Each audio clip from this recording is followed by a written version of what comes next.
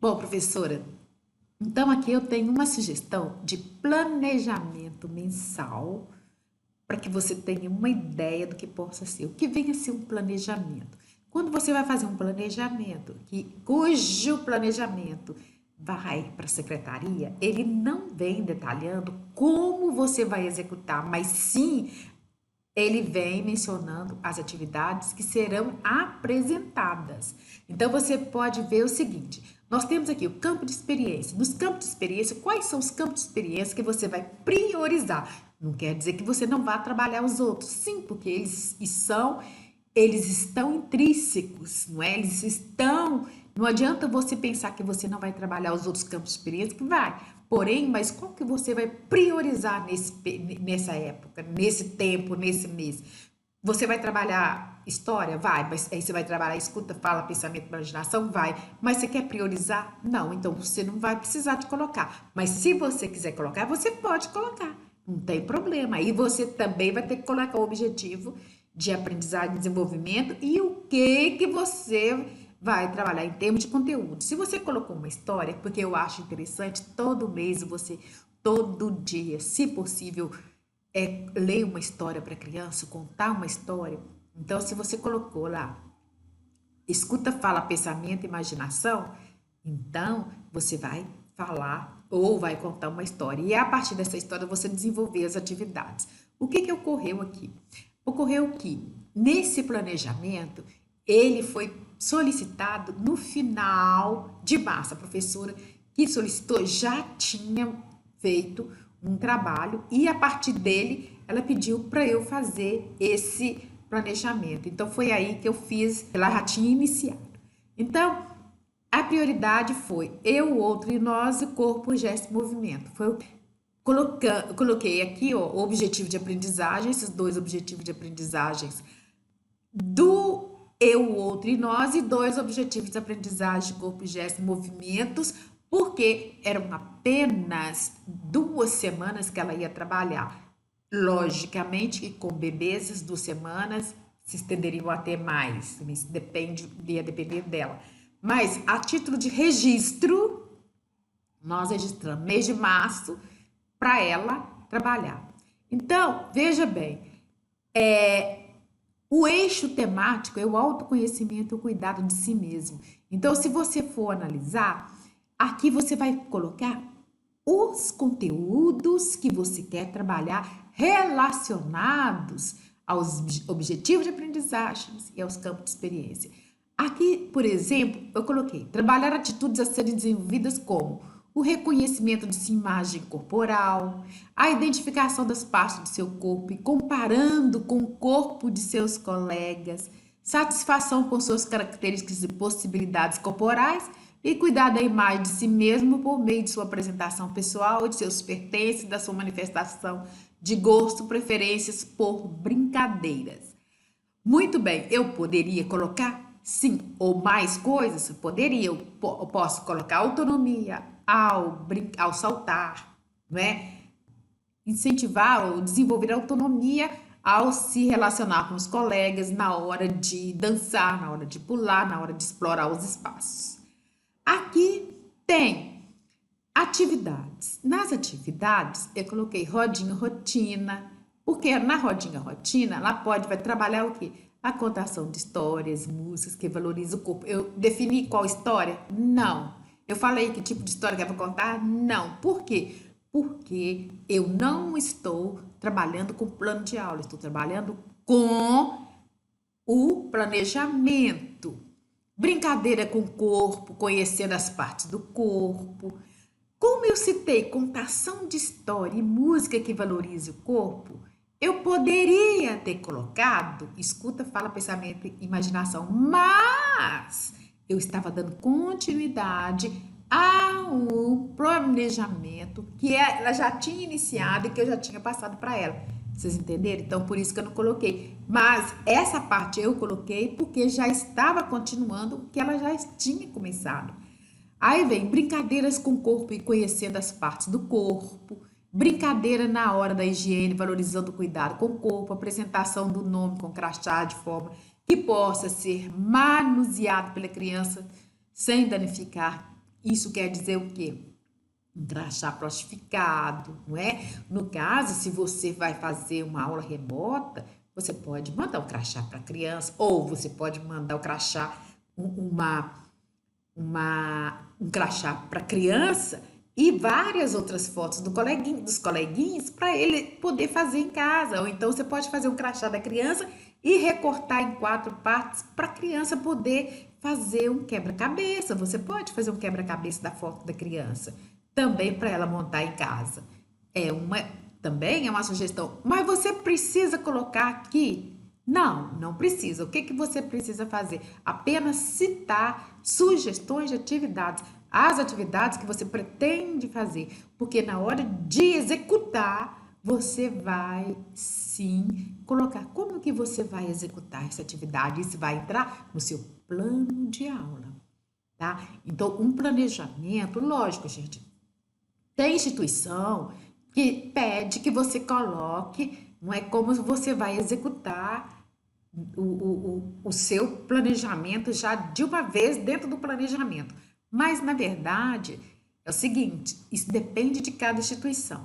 O que a gente diferencia do planejamento, do plano de aula é isso, de acordo com Celso Vasconcelos e de acordo com outros pensadores que estudam e que escrevem sobre planejamento e sobre plano de aula, existe essa diferenciação. Agora, se a sua instituição pede que você detalhe, que você coloque o que você vai fazer e como você vai fazer isso, né, e executar isso com uma especificidade, de forma que, com detalhes, aí já é uma coisa que você vai ter que fazer, porque você tem que cumprir aquilo que a sua instituição esteja pedindo, tá? Então aqui tá, brincar em frente ao espelho, de pular, dançar, colocar as mãos nas partes do corpo, ao comando da professora. Aqui eu coloquei como. Por quê?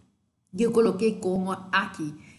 Agora, será que ela vai colocar? É preciso colocar isso? Não.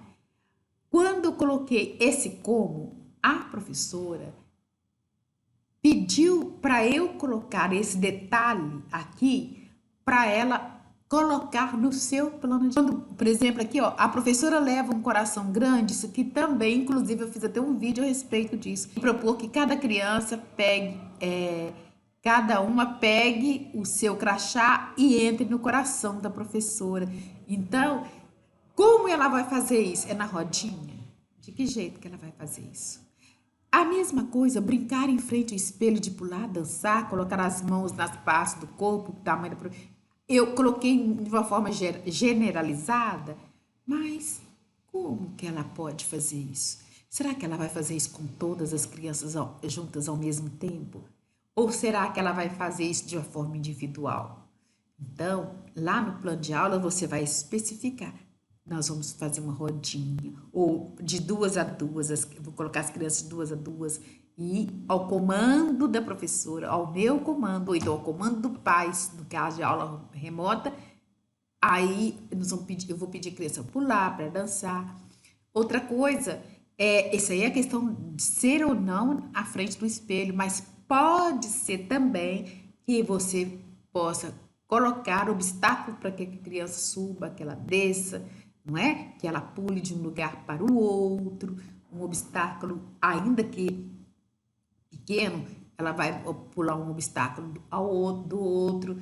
Então, assim, você vai especificar realmente como você vai trabalhar lá no seu plano de aula, tá? E aqui, nas atividades, você apenas vai deixar tópicos, não é?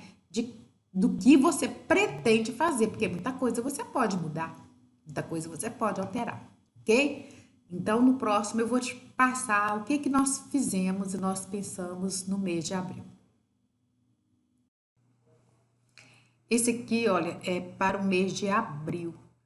Aí nós vamos considerar que vou trabalhar com eu, o outro e o nós. Traços, sons, cores e formas. Escuta, fala, pensamento e imaginação.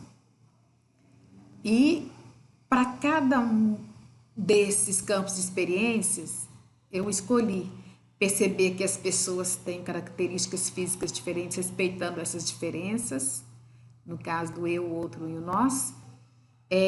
No caso de traços, sons, cores e formas, utilizar materiais variados com possibilidade de manipulação, como argila, massa de modelar, explorando cores, texturas, superfícies, planos, formas e volumes ao criar objetos tridimensionais. E escuta, fala, pensamento, imaginação, que é dialogar com crianças e adultos expressando seus desejos, necessidades, sentimentos e opiniões. Com relação a este temático, né, coloquei a empatia, a relação com os companheiros. Então, o principal objetivo, o conteúdo principal aqui é a empatia que eu quero cultivar nas crianças, não é? Em relação com os companheiros. Mas, dentro desse tema, empatia, eu quero desenvolver os conteúdos que são atitudes que valorizam a convivência em grupo, né? O cuidado com as relações, como comunicar de forma cada vez mais eficaz, compreendendo e fazendo compreender, comunicar e considerar o ponto de vista do outro, explorar novos materiais, buscando diferentes sons para acompanhar canções que eles são familiares, buscar adequar aos sons produzidos com os diferentes objetos e instrumentos ao ritmo de música, a coordenação visomotora, ampliação de vocabulário, da linguagem, identificação do nome próprio em momentos de comunicação e reconhecer a si mesmo e aos colegas em fotos. E quais são as atividades que eu proponho nesse mês de abril? Brincar de faz de conta, que incentive a comunicação entre as crianças, brincar de esconder-se, de cuidar de animais domésticos, ouvir e contar histórias, observar aspectos do ambiente, fazer uma plaquinha com a palavra empatia, porque eu quero desenvolver esta habilidade aqui das crianças, não é? Essa empatia, e deixar-a fixada na sala, na altura das crianças, para manusear e observar a composição das letras. Utilizar o próprio corpo, como bater palmos, pés de forma ritmada, criar objetos tridimensionais feitos com palitos de madeira, papéis, diversos e outros materiais, e fazer jogos rítmicos em que o professor